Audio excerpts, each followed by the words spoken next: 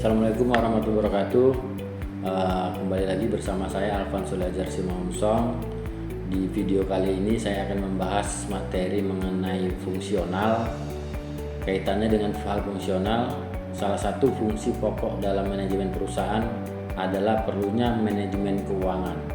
Manajemen keuangan sendiri adalah rangkaian upaya yang dilakukan oleh perusahaan dalam perolehan dan penggunaan dana yang dilakukan secara optimal, sehingga dapat memaksimalkan value bagi pemegang saham.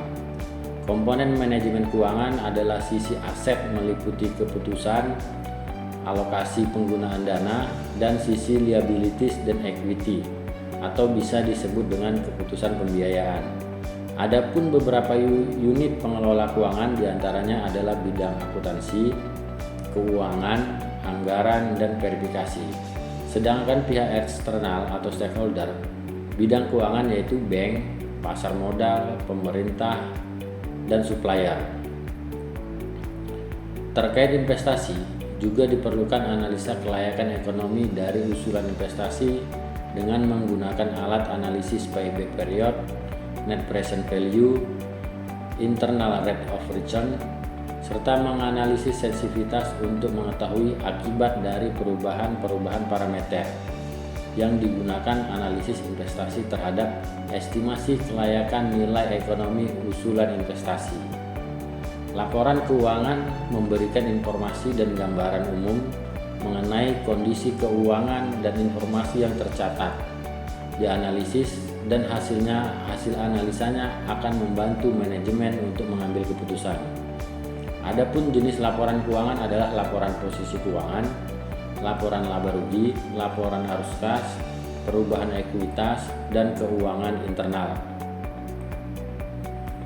Selain faktor keuangan, perlu diperhatikan manajemen kompetensi dan pengembangan SDM, yakni proses membuat, mengelola, dan mengembangkan serangkaian pengetahuan, keterampilan, serta sikap perilaku karyawan untuk memastikan bahwa perusahaan memiliki sumber daya manusia yang memadai untuk menjalankan strategi bisnisnya. Terdapat dua tahapan dalam manajemen kompetensi SDM, yaitu training dan development atau pengembangan. Training adalah proses pembelajaran secara sistematis sehingga dapat menambah keahlian dan mampu meningkatkan kinerja tenaga kerja.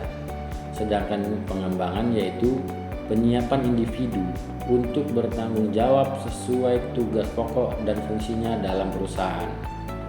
Adapun tahap manajemen karir berbasis kompetensi yaitu dimulai dari orientasi karir, perencanaan karir, pengembangan karir, dan dukungan karir.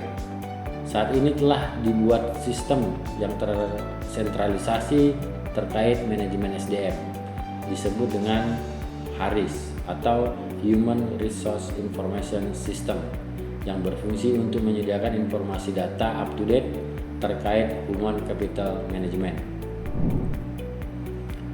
Dengan adanya optimalisasi penerapan teknologi, diharapkan mampu menunjang manajemen operasional baik kebun, pabrik, dan pasar, sehingga mampu mengelola bahan baku menjadi produk hasil dan menghasilkan profit.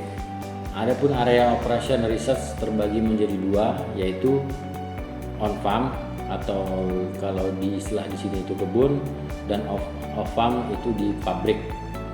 Cakupan kegiatan on farm meliputi rotasi tanaman, pemupukan, pola tanam, irigasi, alokasi penggunaan lahan, dan transportasi produk.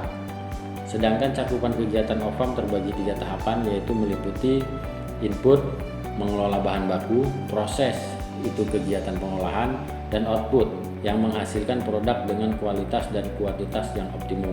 Selain itu perlu diperhatikan terkait linear programming yang bertujuan untuk pengaturan optimal sumber daya untuk memperoleh keuntungan maksimal atau biaya minimal dengan memperhatikan fungsi batasan atau kapasitas tersedia sehingga operasional berjalan dengan baik dan sesuai dengan kaidah perusahaan. Demikian video kali ini mengenai fungsional. Semoga bermanfaat untuk saya sendiri, terutama dan bagi para pendengar. Saya akhiri, wabillahi taufiq wal hidayah. Wassalamualaikum warahmatullahi wabarakatuh. Semangat pagi.